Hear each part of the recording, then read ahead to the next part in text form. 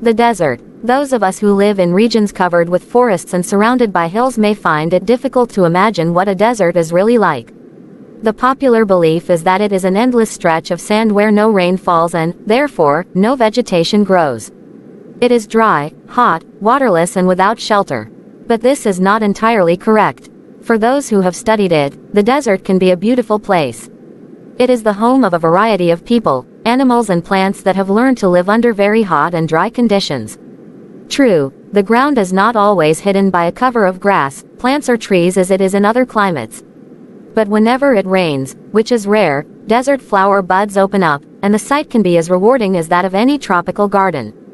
A desert is not always a flat, unchanging, useless area of dry sand. It may have mountains and hills. It may have an oasis, big or small. An oasis is like a green island in the middle of a desert where a spring or well gives plants and trees a better chance to grow. A desert may be hot like Thar or cold like Ladakh. But, generally speaking, if a place has little or no water and vegetation, people usually call it a desert. Some deserts are almost totally without water. In such places, strong winds raise huge amounts of sand and deposit them as heaps.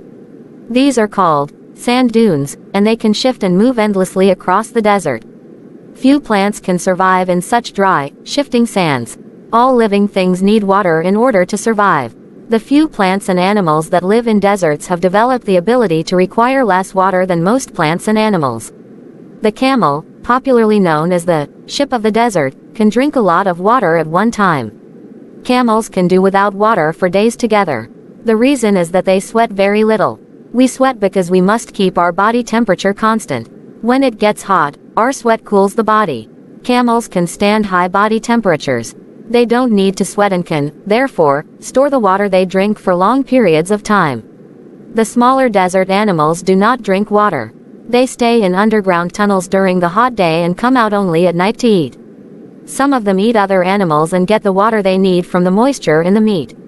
Others eat plants and seeds, and get the water they need from plant juices. Desert plants also change themselves according to the life they lead. Cactus plants store water in their thick stems.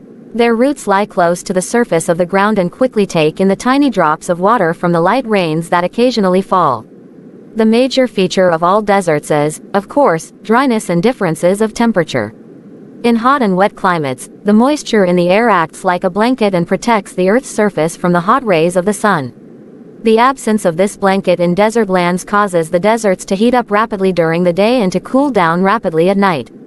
Deserts are an important part of nature's great plan. They are there like the thick forests and the deep oceans. Just because they are hot and dry, one should not look upon them as useless parts of the earth.